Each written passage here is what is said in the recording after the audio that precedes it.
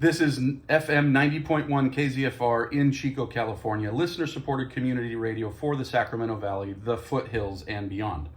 The views and opinions expressed on this program are not necessarily the views and opinions of the KZFR staff, board of directors, or its volunteers. Welcome to NorCal Entrepreneurs. I'm your host, Tyler Brown. This is the show where we introduce you to business owners, entrepreneurs, leaders, and innovators in the North State here in California.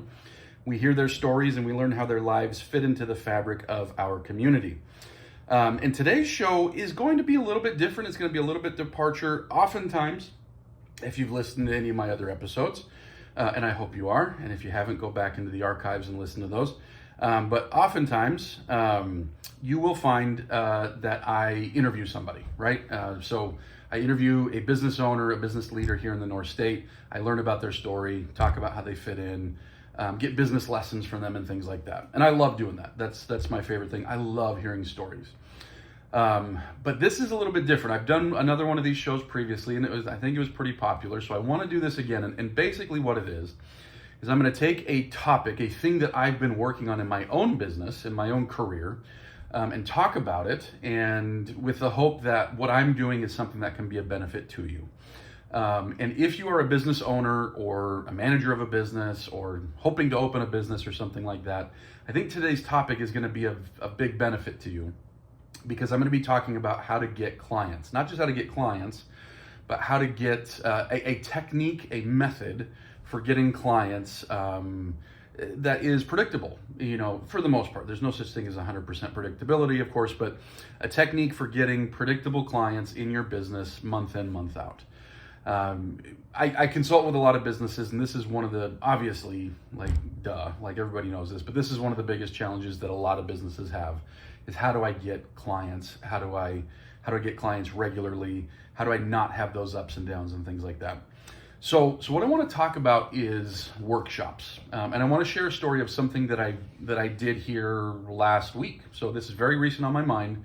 I'm going to share the data. I'm going to share the numbers. I'm going to share exactly what happened. I'm going to share how I did it. I'm going to kind of open the curtain on what I did, and share what I did with workshops, and hopefully you'll get ideas on how you could maybe do something similar or things that'll apply for your business. So when I'm talking about workshops, I'm talking about, they can be free, they can be paid, but I'm talking about, and you may have very well attended some of these over your lifetime. I'm not necessarily talking about like a home demonstration, the Amway guy or the Avon lady. Nothing wrong with that, but I'm not necessarily talking about that.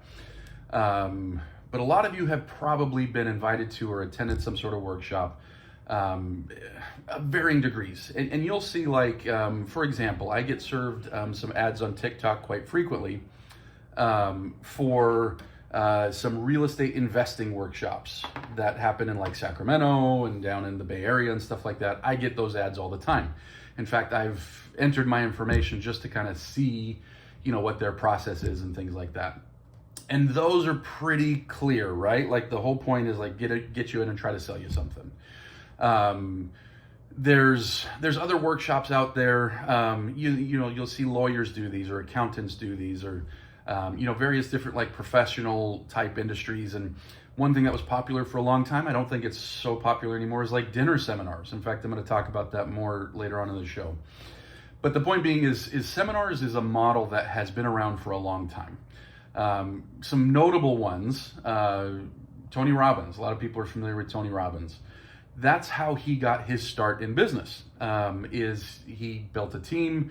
They would go city to city. I don't know the exact details, but they would offer these, I don't remember if they were free or paid seminars, but they would offer these seminars to local sales organizations. So if you had a business with 10 sales guys, they would come to a seminar for you, or they would put, a few companies together and come to a seminar.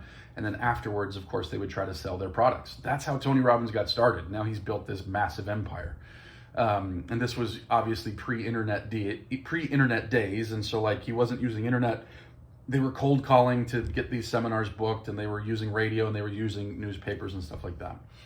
Another notable one that some of you old timers might know. I actually worked with the owner of the company, I want to say 20 years ago. It would have been 2004, 2005, somewhere around there. His name is Peter Lowe, and he had a company called Get Motivated Seminars. Get Motivated Seminars was on a much bigger scale than what Tony Robbins was doing. So Get Motivated, and again, some of you listening probably went to one of these. Get Motivated would come into cities and they would rent out an arena, right? Where like the basketball team played, or, you know, like, and we're talking like pro sports teams. Like I remember, like I used to live in Utah, and they came and did, I believe where the Utah Jazz played. They came and sold out that stadium and did like a business seminar. And their whole model, I mean, there was a lot to their model, but they would get like big names. And so at the time, Norman Schwarzkopf and Colin Powell and guys like that, they would get to kind of headline these events. They would, you know, blast radio and all sorts of ads, newspaper ads, because this was back when newspapers were still much more of a thing. They would blast tons of ads, and they would just get thousands and sometimes tens of thousands of people into these business seminars where Norman Schwarzkopf would be the headliner. But then other guys of note would also be there, like Zig Ziglar was on the Get Motivated tour. A lot of folks are familiar with Zig Ziglar. He's a very I think he's passed away a while ago. But anyways, he was a very popular motivational speaker. Dan Kennedy was another one who. He was on the Get Motivated tour. A lot of folks are familiar with Dan Kennedy. He's very big in the marketing world. And so they, like I say, and then they would do their speech and they would sell on the back end. And so those were huge seminars. So Tony Robbins might have been, in his original days, might have been speaking to 5 or 10 people. Whereas Get Motivated might have done, 10, 15,000 people. Other thoughts on that? Like, in fact, I was talking to my uncle this morning in preparation for doing this radio show. My uncle was an estate planner attorney, and so he built his entire business off of seminars. And he would do once a month seminars for, I believe, decades. And he told me he started in 1984. And we were talking this morning, and I remember thinking, man, 1984. I was born in 1980, for reference, and so I no longer think of myself as a young guy. But yeah, so in 1984, he was running ads in the newspaper and just getting people to come to a seminar once a month and just pulling clients out every single month like clockwork. And so he was doing that back then. He told me in the early 2000s, as he was winding up his career, he's 85 now, he's been retired for a long time. But in the early 2000s, as he was winding up his career, he was making nearly $1 million a year from seminars. Now, bear in mind, of course, like, obviously he'd been doing seminars for decades, and so he had clients that he'd had for decades, and he was doing financial planning, and he was doing all sorts of, so he was doing the estate planning, but that also included financial planning and everything that comes with it. But he just had a small practice, a couple employees, but pulling in close to $1 million a year from seminars. I once worked with a gentleman and helped him with his seminars. This was also at a time when I was living in Utah. He had a weight loss company. And what the company would do is you would go in, they would give you your diet for the week, and then they would hold you accountable. And that was really it. Like, it was a brilliant idea. But I helped him work on growing this through seminars. And so at first when I was helping him, I would go to some of his seminars, and he was really good at the seminar part. But sometimes he was only talking to 3 people. He didn't care. But yeah, he was building it through seminars. I use seminars in part of my previous business, and I'll get into that here in a little bit. But the point being is, I wanted to talk about seminars today because it's been something I've been wanting to do for some time. Like I say, I've done them as like a part of my own business. I've done them in helping other people with their business. And I'll get into more of those stories as we go. But the reason I like them, there's several reasons why I like them. And I'm going to kind of get into all of those. Let's see. Let me give you a little bit of a story here. For those that don't know my story, I actually started my business 20 some odd years ago in the dog training world. I started a dog training business. And at the time, I was a kid in my early 20s. I had no idea, I had no idea how to run a business, how to do marketing, how to do anything, but I studied marketing voraciously. I was constantly studying, constantly buying courses, constantly investing in coaches and seminars and things like that. And one of the things I started picking up was how to sell one to many, right? Because a lot of what people do in their business, and again, as I'm talking, I'm hoping that you're finding yourself in this, because maybe you have a contracting business, maybe you have a landscaping business, maybe you're an attorney, an accountant, a real estate agent, whatever. Oftentimes we're in positions where we're selling one-to-one, right? We get in front of our prospect, we're cold calling, they called us, whatever the case might be, we're selling one-to-one. And one-to-one can be great, obviously. But obviously there are particular limitations that come with one-to-one selling. You're only talking to one person. So if you do a perfect job and you sell them, you have one client, and everybody wants that next client. So that's great. That's a wonderful thing. But when you do one to many, whether you've got 3 people sitting in that audience, or 1,000 people sitting in that audience, or 15,000 people sitting in the audience, like was the case with Get Motivated seminars, now you have the opportunity, obviously, to be selling to many, many, many, many, many more. And so you could walk out with, dozens of sales potentially. And bear in mind, not every successful seminar leaves with sales. Sometimes, a seminar is more about leaving with qualified leads of people who are like, I know this person now, I like this person, I could see wanting to do business with this person. And so anyways, that's a critical, anyways, there's various ways to do seminars. You might sell at the end, you might just simply, book appointments at the end. But anyways, so for my dog training business, I started using one-to-many sales. Whether it was a seminar, whether it was a webinar, there was a variety of things that I did that was one-to-many. And I loved it. I'm a blabbermouth. I love talking. I love efficiency in business, and things like that. And I love getting in front of people and sharing things that I'm passionate about, that I love.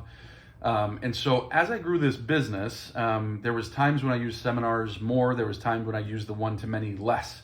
But the one-to-many was always something that I was wanting to do more and more, and something that I thought was great. Now, I want to say, 7 years ago, maybe more, 7, 8 years ago, I found a book from a guy. Maybe it was a podcast. Anyways, he had a book. I bought his book, and maybe I found him on a podcast. I don't remember how I found him. But his whole business model was dinner seminars. And so they were selling things like stand-up showers. They were selling health stuff, through dinner seminars. They were selling remodels, like kitchen remodels and bathroom remodels, through seminars. They were selling stem cell stuff through seminars. They were selling all different types of things through seminars. And they were dinner seminars. And not only were they dinner seminars, but they were filling them, believe it or not, with direct mail. And so, again, we're not talking about 30 years ago. This was 7 years ago. And so they were filling them with direct mail, and, getting people to come to these seminars through direct mail. And so you might look at that and say, well, geez, direct mail is expensive. And it is, it's going to cost you over $1 to put your mailing piece in everybody's, in everybody's mailbox. And so in each mailbox. And so, well, actually, it's probably less than $1. I haven't done a whole lot of direct mail, but I want to say, like, he was telling me 60 something cents, right? So it's costing 60 something cents to get your piece into somebody's mailbox. And so, you're sending out a couple thousand of these, you're spending thousands of dollars. And so, but they had a system down to where not only are they spending thousands of dollars to get the hand raisers, that, that's what we call people that are interested, right? To get people to say, hey, I'm interested in this seminar. But of course, renting out a restaurant and feeding them dinner, and like a steak dinner, and stuff like that. And I looked at that and I saw, geez, because at that point, I think I started talking to him in 2020. At that point, I was several years into being very good at online advertising, Facebook, Instagram, YouTube. So I was very, very good at online advertising. So I actually reached out to this guy in 2021, I remember. And some of you, probably all of you, some of you are going to remember what happened in 2020. There was a global pandemic. And so their seminar business had basically tanked, right? And I don't want to say tanked because they very quickly shifted, because you remember what it was like. So here they are, when you're running these mailing campaigns, you are thinking months in advance. And so they have spent money today that is not going to be in somebody's mailbox for several months now. And so they found themselves in that situation to where they already have tens of thousands of dollars on the line because they're running multiple seminars every single week in different cities around the country. So they're running all this stuff all over the country, and they're generating leads, and people are interested in this stuff. But it was 2020, like you couldn't book a restaurant and bring 30 people into a restaurant to listen to a dinner presentation. Like you couldn't sneeze in public without somebody pointing a gun at you. And so anyways, here they are, they're struggling. They switch over to like a webinar format and they're saving their business, right? I started talking to him in the end of, and so I'm trying to remember exactly if it was 2020 or 2021. Now that I'm saying it, I think it was 2020 when I reached out to him and said, hey, I've read your book. I think it's brilliant. Like, I think your business is great. I've been doing seminars, for myself. I helped this, this weight loss guy do seminars, ironically, because I need to lose weight myself. I've been involved in seminars, nowhere near what you've been doing, but I love the seminar business, and I think it would be cool to offer a seminar on how to do seminars. Not only that, here's what I'm suggesting. Let me do the online part, right? Let me do the online part. You do the rest of it. Like, you give the seminar, you know how to do that part at the restaurant and the seminar and all that good stuff. Let me just fill it with online stuff, because I'm convinced, I've seen your numbers, for direct mail. I've seen what that looks like. I'm convinced I could get butts in seats much, much cheaper using Facebook, Instagram, and YouTube. And the guy was really cool. He was like, yeah, let's give that a try. Let's, why the heck not? The business hasn't been amazing this year. So yeah, let's give it a try. So like I say, I want to say it was, now that I'm thinking about it, it was the end of 2020. I'm pretty sure I'm right, because while I was there, so the only place we could do it was Florida. Because Florida was like, we don't know what COVID is. What are you guys talking about? And so we chose to do it in Florida, and I'm remembering now it was the Tampa area, because he had a second home in the Tampa area. This guy had done really well with seminars. He had a second home in the Tampa area. He said, let's do it there. And I remember because I stayed an extra day and I went swimming with the manatees, which, by the way, I'm taking my daughter for her 18th birthday this October. Yeah, this October, to go swim with the manatees again, because I loved it so much. It was one of my favorite days that I've ever had. And I've swam with cool animals before. My wife sent me on a trip once to swim with alligators. That was amazing, down in Florida. I've swam with whale sharks. I took my other daughter for her 18th birthday down to the Sea of Cortez, and we swam with whale sharks. I swam with dolphins. I swam with sea lions. I'm a huge animal lover. And so swimming with manatees was my favorite thing. My favorite thing to have swam with that I've ever had. I thought it was amazing. I thought it was incredible. And so anyways, that's why I'm remembering, because it was just out of season, but it was still amazing. So like I said, because I think it was October, and October is just out of season for the manatees, because they like to come in during I think they start coming in November or something like that. But it was still great. There was plenty of manatees. And so I think if you go in season, which I think is like November to February or something like that, anyways, I think if you go in season, you'll see way more manatees. So I'm remembering, I think it was October of 2020. The world shut down, but we're like, hey, we're going to do a seminar. And so I did. I filled it. I filled the seminar with online stuff. I flew down, did the seminar. We made some money. We didn't repeat it though. Like, he was starting to shift his whole business. He had been doing seminars for like 15 years. And he was, interestingly enough, he was starting to get much more into like Christian influencing.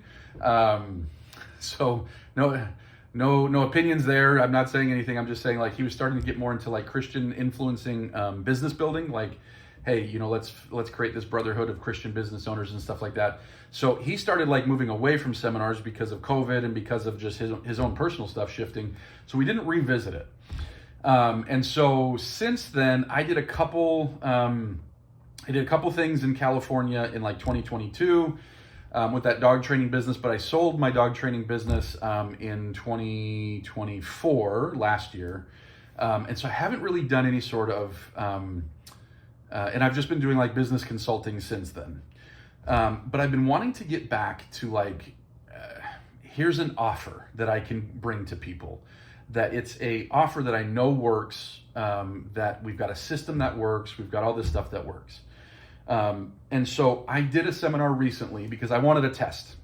I wanted a test that I could then bring to people and say, hey, let's do a seminar together. In fact, the first few people that I do it with, I'm not even going to charge you. Let's just do a seminar together, and let me get some testimonials, because I think that there's a business here just in and of itself of just helping people grow their business using seminars. And so that's kind of the genesis of how I got to where I am. So here's what I decided to do. Last year, 2024, I ran, so again, for those that don't know me, I'm bilingual, I speak Spanish. Yes, I'm a white dude, I'm a gringo, but I do speak Spanish fluently. And I love the Spanish language. And I've been wanting to have like an offer or something I can do in the Spanish language, because frankly, I'm wanting a reason to go down to like Mexico and do business. I love Mexico. As a family, we went down to Colombia a year and a half ago. I loved Colombia. We used to live in Costa Rica as a family. Love Costa Rica. I love Latin America, right? And so I'm trying to think like, how can I do business in Latin America? How can I not just not just go there to visit, and go on a scuba vacation in the Sea of Cortez, or go down with the family to Puerto Vallarta or whatever. Like, how can I actually do business down there and have fun? Because I love business. Yeah, I love going on vacation too, of course, who doesn't? But like, how can I do business and have fun in Latin America? So last year in 2024, I ran an ad campaign, not for a seminar, mind you. And so what I wanted to do is I wanted to help business owners who speak Spanish-speaking business owners. I wanted to help them grow their business. And so one thing I've done a lot of is in my business consulting career is lead generation. And so, by the way, I'm realizing now as I'm talking out loud, you might be like, wait, dog training, business consulting, what the heck? That's how my career went. I started my dog training business. It grew and grew and grew. The more I learned marketing, the more it grew. Eventually we had locations in multiple states across the country. And I had close to 30 employees, and we were doing millions of dollars a year in revenue with this dog training company. And probably 10 years ago, other dog trainers in my industry that were friends, and stuff like that would be like, hey, how are you doing this? And so I started consulting with them and teaching them what I was doing. And then probably about 5 or 6 years ago, I started consulting with other industries. I had a friend who owned a solar company, for example, so I designed some lead generation for him. That worked really well. We ended up working with about 40 solar companies across the United States. We had cleaning ladies who cleaned our home. I helped them with their marketing. Landscaping guy, helped him with his marketing and sales. And it kind of just, grew until, I was working with restaurants and, coaches and some medical facilities, things like that. So I've done a lot of consulting in a lot of different areas. It started with dog training. So I know that's a weird way to get to becoming a business consultant, but like I say, sold the business in 2024, had, this is maybe a story for another day, but I had an unbelievable meltdown, mentally, physically, had an incredible blowout, and said, I can't do this business anymore. I realized a lot of my weakness, because for all of my strengths with marketing and sales, I have some enormous weaknesses that go with that. And if you're a business owner, maybe you can relate. But I was really good at bringing in clients, and I was really bad at being a CEO. And so moral of the story is, as I'm now growing another business, I need to not, of course you're the CEO in the beginning, but as time goes on, that's something I'm going to need to hire out some of that. But like, I can be in charge of sales and marketing. I'm great at that. but being in charge of also finance, being in charge of the admin, being in charge of fulfillment, making sure customers are happy, customer service, being in charge of everything was just too much. I had 30 people in this company, and it was just day in, day out, constant. And I recognize as I'm saying this was all me. This was all my fault. It's not that I just was not prepared for it. I didn't grow as fast as I needed to be the CEO of a 30-person multi-million-dollar company. I was very well equipped to be the CMO, the Chief Marketing Officer of a multi-million-dollar company. And if that's all I was doing, I would probably still have that business today. But completely burned out, had a handful of things happen that were very devastating as well, in both physical health, mental health, and some familial stuff. So I had a whole bunch, but anyways, that's where I am today, is doing business consulting and growing that part of the business. So here I am last year saying, okay, how can I create an offer to work with Spanish-speaking business owners?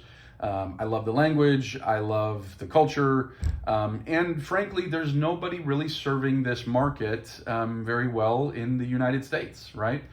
And so, everything's geared towards English speaking, and of course that makes sense, but there's not really a lot of resources for Spanish-speaking business owners. So last year, I created an ad campaign on Facebook that I ran across the country, and it was basically, what was the offer? Oh yeah, the offer was, I'll help you get leads, basically. Whatever your business is, I'll help you get leads. And I got hundreds of leads very quickly, very easily, and everybody that I spoke to was very hungry. They wanted leads like these. If you've ever done lead generation, you know that oftentimes it's not uncommon that so many of the leads that you get are bad quality leads. The people just accidentally entered their information. They never pick up the phone. They never, stuff like that, right? But I didn't have that with this. Everybody picked up the phone. Everybody wanted to talk about their business, and everybody was interested in more leads for their business. So sounds great, right? Why didn't I stick with it? Well, here's what I found. I worked with probably about 15 companies. And each one of them we got really nice results with, but, and here's the big but, each one of them was very much, they weren't ready for lead generation. Not a single one of them had a website. I'm pretty sure none of them had a Google business profile. And if you don't know what that is, a Google business profile is let's say you type into Google Maps, restaurant near me, you're going to see all the Google business profiles. Every business has to have one of these, right? Every local business has to have a Google business profile. Most of them didn't have that. Most of them didn't have any systems for sales. They didn't have any systems for taking care of leads or nurturing leads or anything like that. And so I found that I was too far along in the process in offering them leads. And so I worked with a bunch of businesses, got them a bunch of leads, but they weren't in a position to handle them. They didn't have the website, to send people to warm them up, to see hey, we're a real business, and we do good stuff. They didn't have that. They didn't have a sales process. They didn't have any of these things that they needed in order to really take advantage of lead generation. And so, I don't know, after a couple months, I said, that's not it. I'll have to revisit this later. And so that was my foray into Spanish-speaking business. And then, where are we now? We're in July. So probably May of this year, of 2025, I said, you know what? It was just kind of nagging at me again. I really want to have an offer that I can maybe one day go do some of it down in Latin America and do some business down in Latin America. I was wanting to diversify and wanting reasons to go visit Latin America and stuff like that. And so I said, lead gen is not it, as far as I could tell. I don't know that a lot of these business owners are ready for that. And so I spent probably a month working on an offer and a seminar to go with it, where, and this was a big mistake, and I'm going to share why in a second. But the offer and a seminar to go with it, and basically the offer was, hey, you as a business owner, you need foundational stuff in your business. You need a website.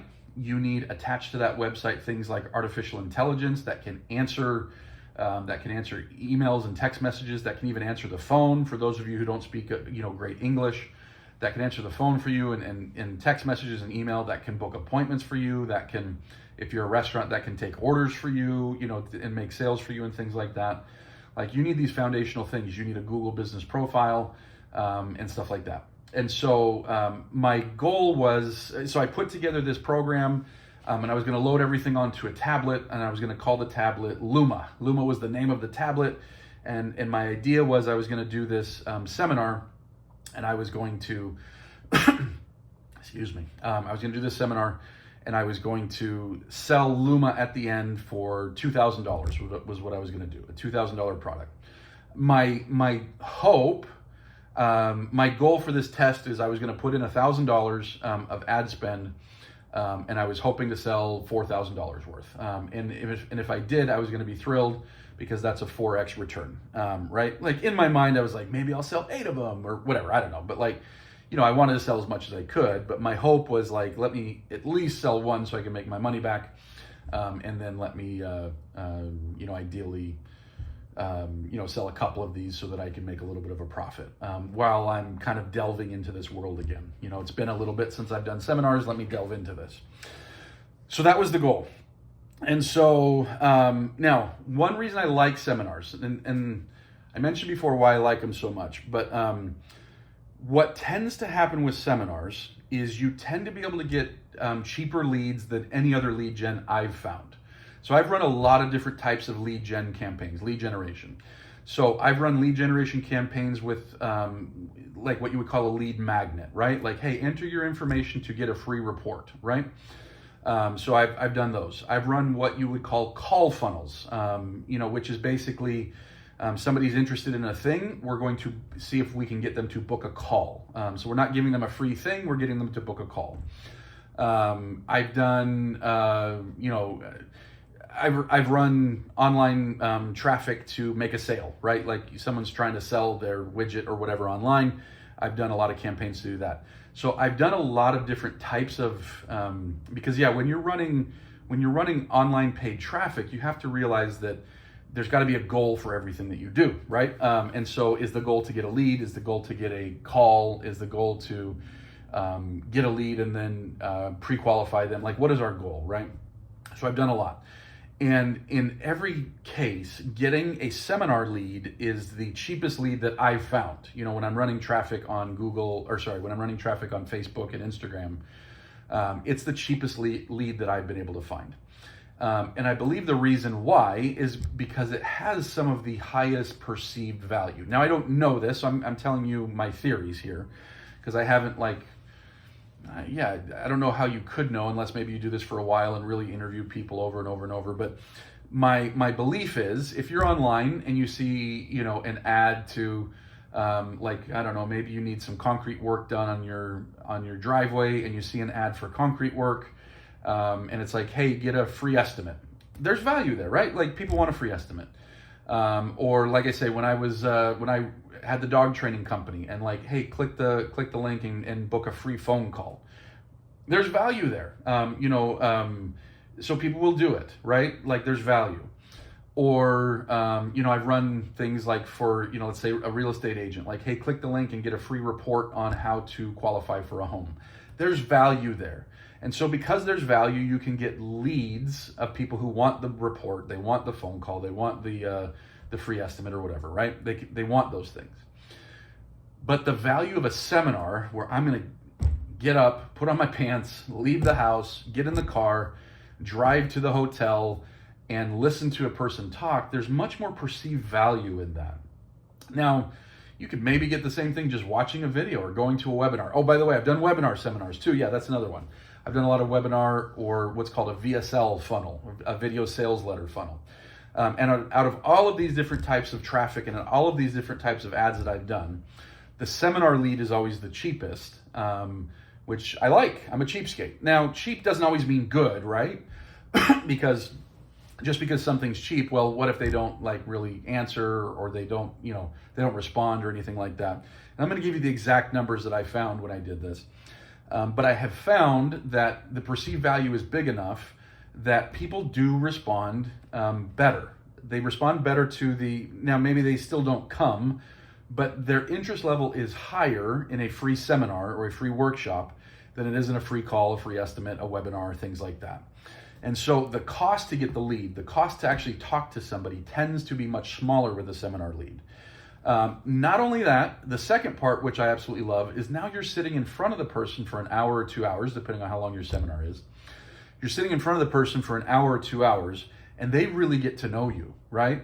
Or your salesperson or whoever, right? But like they get to know you in a much deeper level than they ever could on a webinar, on a phone call, on anything like that. And so your ability to pre-qualify them, your ability to get them to turn into a warm lead, your ability to really get them amped up, for your process or your product or your whatever, is so much more than it is with so many of the other ways. So that's one reason I love it.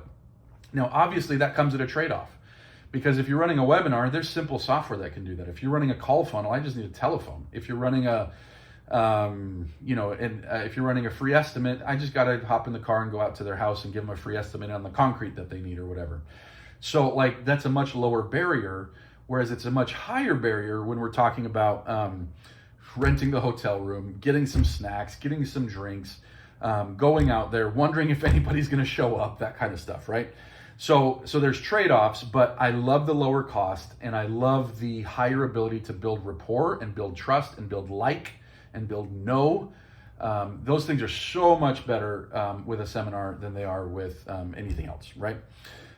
So an in-person seminar, I should say. So anyways, like I say, here's what happened with my seminar that I did here recently. And so basically the offer was, hey, what if we could help you get all the clients you want and have them worth up to double what they're currently worth. And basically, what I came up with to teach that was just simply, I was going to share concepts based around the 3 ways that you can grow your business, right? There's only 3 ways that you can grow any business. I don't care what kind of business. You can either get more clients, which is what everyone's trying to always do. You can get clients to come back to you more often, or you can increase the amount that they spend with you. But those are the only 3 ways. And so I was going to teach this, and then I was going to relate it back to Luma, my process, my offer that I had built, and I was going to hopefully sell them on that. And so here's the numbers on it. I ran the ads for 3 weeks. And like I say, the ads were basically along the lines of like, hey, come to this free seminar in Sacramento. And we are going to, I don't remember the exact words because obviously they were in Spanish and I'm trying to think now. Shoot, I should have had these ready. But anyways, my ad copy and my ad creative was basically like, hey, let's get you all the clients you want and have them worth double. Come to this free seminar in Sacramento and blah, blah, blah. So I ran the ads for 3 weeks. I spent $730.46. I got 134 leads. That's a lot of leads, by the way. And so that was an average. So the average was $5.45 per lead. Now this is pretty incredible. Now it actually started going up at the end, and I needed to make some tweaks at the last week that I didn't make. But for most of the campaign, I was getting $3 leads. $3 leads is unheard of. $3 leads on Facebook is something that like you were getting 15 years ago or I don't know, whenever ads first started on Facebook. That you could get $3 leads. Nowadays, you don't get $3 leads. Now, I ended up at $5.45 because there were some tweaks I needed to make, and anyways, I didn't make them in time, and but still, $5.45 per lead is incredible. And again, this is what I found over and over, is that a lead magnet, a free report, a discount, a webinar, those are great, but the promise of a workshop is so much more enticing, right? So out of those 134 leads, what I did is I trained some AI to talk to them because I'm busy with other stuff. I was like, let me see if I can get AI to talk to them. And so what would happen is they would opt in for the seminar, and then AI immediately would say, hey, thanks for showing interest. Do you have a business or do you manage a business? Obviously, this is all in Spanish. And the person would say, yeah, I have a business. Awesome. Well, cool. So, we're running this seminar. It's on this date. It's at this time. Are you interested? And if they said yes, then the AI would be like, great, seating's limited. I don't want you to sign up if there's a reason that you can't come. And this is something I had to change later because I didn't like how the AI was. And so I actually cut this out. And I made kind of a game time decision about a week into running these ads. And so the AI was getting like really pushy about it. And so the AI, and like I say, if I had more time, because I had kind of given myself a deadline. And the reason I had done that is because like I'd been thinking about doing this forever. So finally and I've been so busy, I finally just set a deadline, said, okay, I'm going to do it. And we're going to go do it. Right. And I was, working with my team over in India. And I said, okay, we're going to do it on this date. And so I said, fine, we're just going to do it. And in the process of doing it, I didn't leave myself enough time. And so that was another, I messed up on the ads a little bit here and there. And I also messed up on the training of the AI. It was too pushy. Like someone said, yeah, I should be able to make it. Like, are you sure? The AI would say that, like, yeah, I'll make it. Okay, because if you can't make it, like, we don't want you to sign up. And I was like, geez, you're coming on a little strong, AI. And so after like a week, I actually shut that part off. Well, I had the team over in India. I don't know how to do that myself, but like I shut it off. And so anyways, but we got, out of those 134 leads, we had 56 people sign up. Now there was a certain point where I wasn't trusting the AI as much. And so as best I could with the limited time that I had, I would just hop on the phone call. And so out of those 56 signups, I actually don't have the exact numbers, but I'm betting I did 20 of them, meaning I booked 20 of those 56 would be my guess. And I'm guessing the AI did about 36 of them, right? So we had 56 signups. So if you're doing the math at home, I already did it for you. That's $13.04 per signup. So that's $13.04 for every person that said, yep, I would like to come to this. Now, if I, when I do this again, that means that there was 80 people who didn't sign up. And that's to be expected, right? Like a lot of people enter their information. So I got, what is that? 56 out of 134. That's like 40%. Does that sound about right? Anyways. So I got about 40% of people through AI and me calling to sign up, which I think is very good. But doing it again, I think I could make that better, with better AI training, a little bit more time with maybe, I've even considered like, if I can make this take off, I'll get somebody in Mexico to make calls for me, and like call everybody right away. Because I built a lot of overseas call teams before, and this would be another way to do that. But anyways, $13.04 per sign up, which is phenomenal. Because there's a lot of industries getting a lead, just the lead for $13 is impossible. But this is a person that not only was interested, but like talked with AI or talked with me, a person, and said yes. So that's great. And then out of that, I was hoping that I was going to get a 50% show up. That was my hope because I knew, and we had some reminders and stuff, but again, I didn't leave myself enough time to build in a robust reminder system, but we did have the AI do some reminders and stuff. But we didn't quite make 50%. So we had 20 people show up. And so what's that? A little bit less than 40%, I think. 20 out of 56. Anyways, so I had 20 people show up. But what that means is it cost me $36.52 to get each butt in the seat.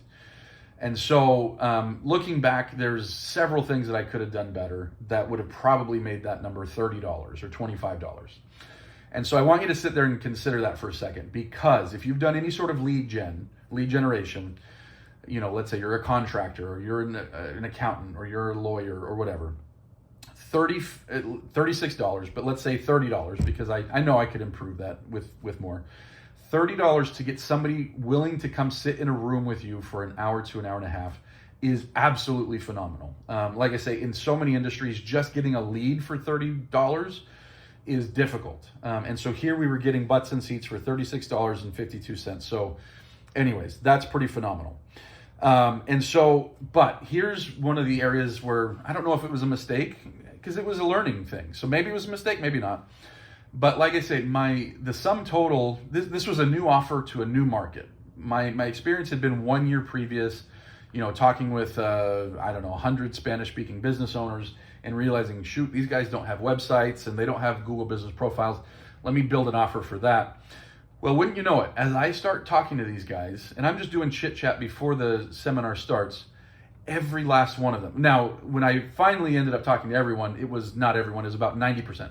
About 90% of people had a website, had a Google business profile, and had some systems. Like, not necessarily great or bad or whatever, but like they had some systems. And so I realized, like, as I'm starting to give this seminar, oh shoot, the thing I want to sell them at the end isn't going to work. It's not going to be something that works for these people. They already have some of this stuff. And so they're not going to want to buy it for $2,000. And so on the fly, I just made a change. And I said to these folks, I said, hey, by the way, I just want to put your mind at ease. There's nothing for sale at the end of this. But I do want to say this, that I've been doing this for a while. I've been working with businesses for a while. And so if there's something that I talk about that you think is smart or good or whatever, then let's book a phone call and we'll talk after and we'll see if I can help you grow your business. And everyone was like, great. So it went from like, hopefully I can sell them something to hopefully I can book some appointments. And then basically I took a lot of the same material I was going to work with, but I made it a little bit more interactive.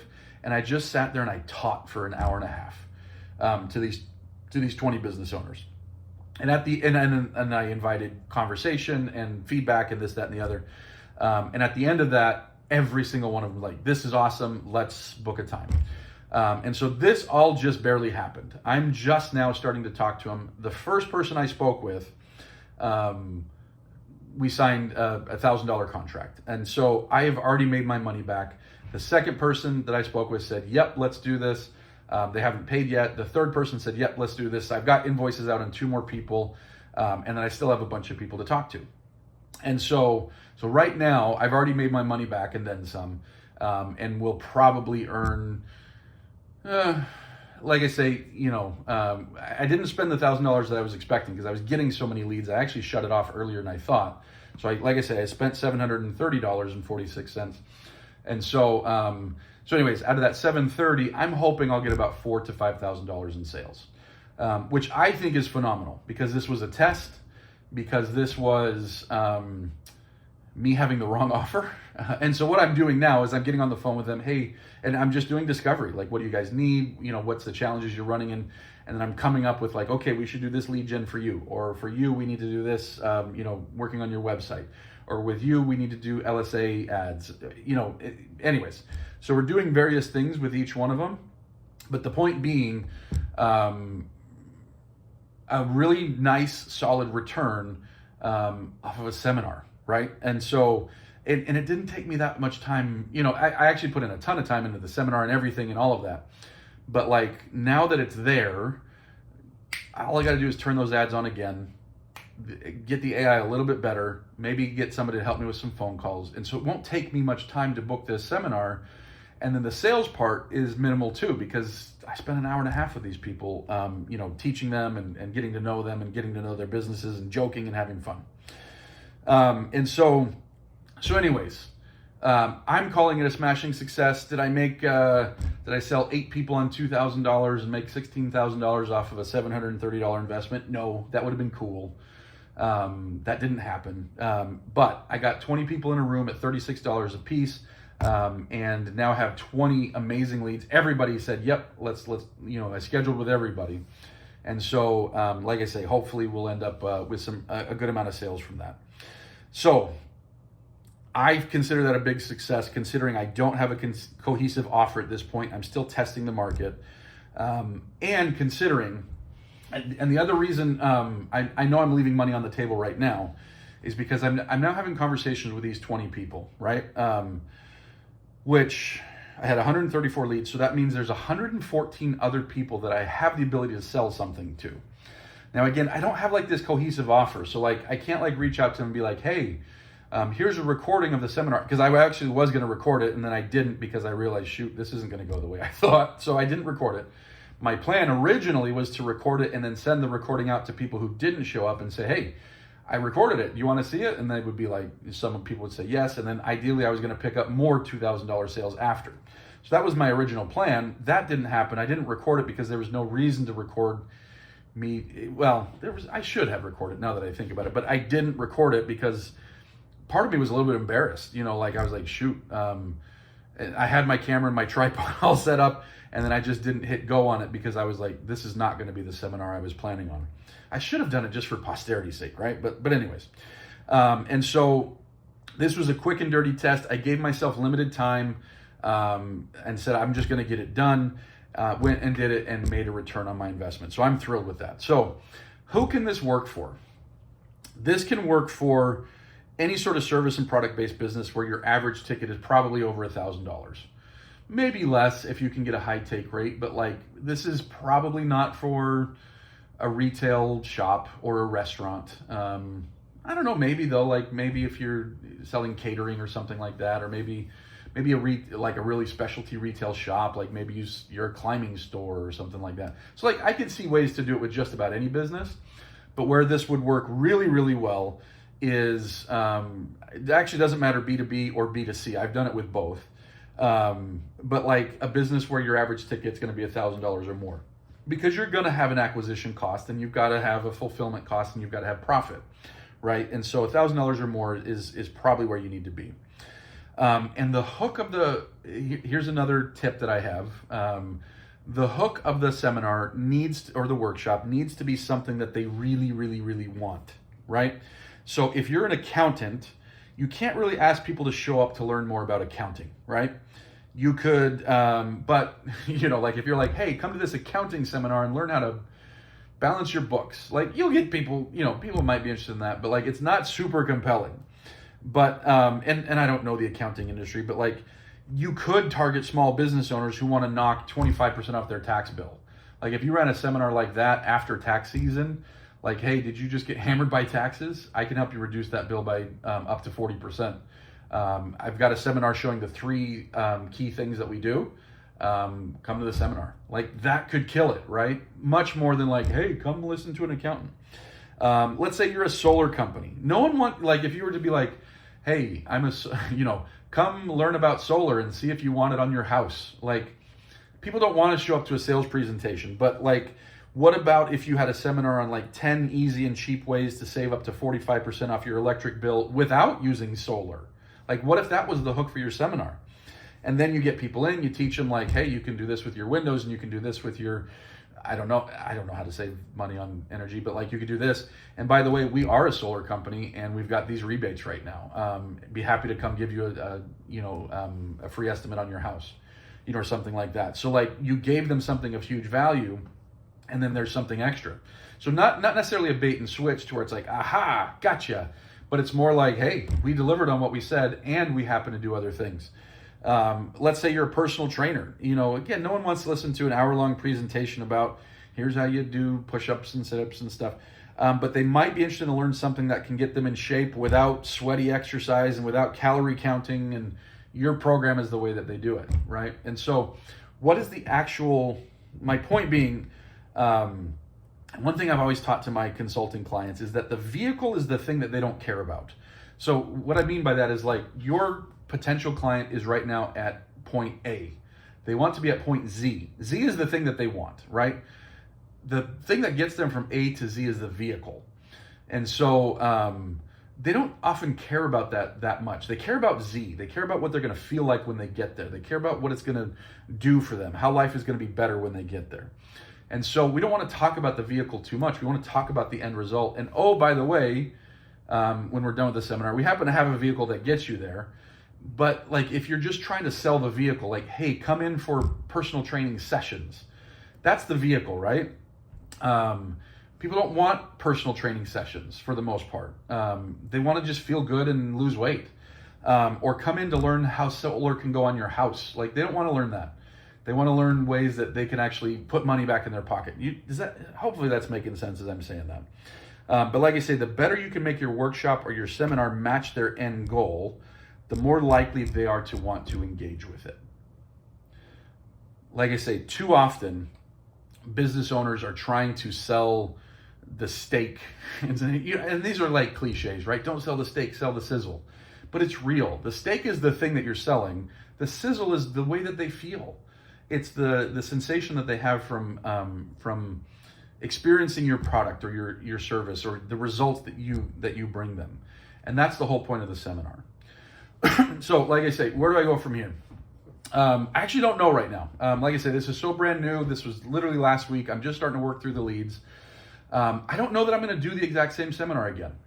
Because again, I want to have something where I can pitch something like clear and concise at the end, because I'm fairly certain like what's going to harm me a little bit as I start working with each one of these people is I'm going to try to like customize a solution for each one of them. Where I think it's better if you have a seminar and you're trying to do something to say like, hey, here's the exact problem and here's the exact solution. So I thought I had that. I thought the exact problem was you don't have a website and you don't have the system set up to be able to deal with traffic and leads. I can bring that to you. So I thought I had that. And I was like, because I had spoken with so many business owners from landscaping to water purification to house cleaning to concrete to, so many different types of businesses. And all of them last year had one problem. And I was like, shoot, if I go back to this market again. So I don't know why it was so different this time, actually. And I've thought about that. Because again, the mechanism previously was just like, hey, enter your information and we'll hop on a call. Whereas the mechanism this time was like, hey, enter your information and you can come to a seminar. And so I think the come to a seminar people were actually much better leads, right? Because they were willing to get in their car, they were willing to come down, they were willing to spend time with me. Whereas the other people, the friction was much less. They just had to like hop on a call with me. And so I was getting business owners that were much less sophisticated, where this time around I got much more sophisticated. But like I say, I didn't know the market well enough. And so when I crafted my offer, it wasn't right. That won't be the case for most of you listening out there. Most of you out there listening are like, I know what it is that my customers want and need. I've been doing it for, forever. Like I say, for me, I am examining like, what do I want to do? Is there a way for me to find a cohesive offer that I can offer to these folks so that I'm not just like, oh shoot, let's hop on a call and I'll see if I can do something to help you. That's not a very compelling offer. A compelling offer to somebody who has no website and no Google business profile is like, hey, I'll do it for you. Like, that's very compelling. But I didn't have that. And so I screwed up. That was my fault on that. But anyways, so where do I go from here? Back to the drawing board. I am actually going to look for other businesses that have a clear and cohesive offer and say like, hey, how about we do this with you? I'll run it for free. We just need to do this. I need to do this in more verticals and more industries to kind of keep proving out the idea. And you have almost no risk. You just got to pay for the ads, that type of thing. So I think part of me is saying like, hey, that's what I'm going to do. Instead of like trying to go back to the well and do another seminar where I don't have an amazing offer, let me go find somebody with an amazing offer. And then, that right now is maybe running ads or relying on door knocking or relying on other lead generation methods where it's a lot of one-to-one, and somebody that might be able to really enjoy the one-to-many. And so that's where I am with things right now, is still trying to figure out what are the next steps while I am working with the leads and trying to make sure that I end up cash flow. Well, I already am cash flow positive, but I want to get as much return on the investment as I possibly can. So anyways, that's where I am with it. If you've ever thought about doing one-to-many, if you haven't ever thought about doing one-to-many, let me encourage you to do that. Or to think about it, or to start like planning, like how could you do something like this? Because it can be so much cheaper to get a customer and much more efficient with much less sales required from salespeople.